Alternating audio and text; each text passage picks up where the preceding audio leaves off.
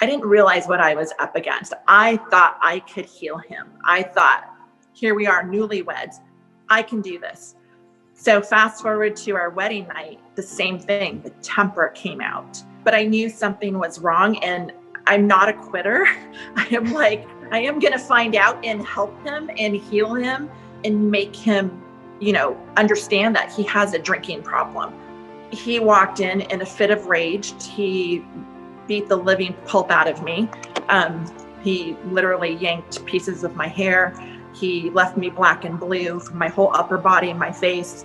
I ran for the door and I hit. In New York apartments, you have a wall panel that's a screen. So I just pounded. While he was pounding on me, I was pounding on the panel. I hit the emergency button, which alerts the entire building, and the police showed up. So I was saved. He was handcuffed to the stretcher and he was taken to jail. That was my eye-opening experience that I was dealing with an addiction. My addiction to fix him and his addiction of whatever it was. So I just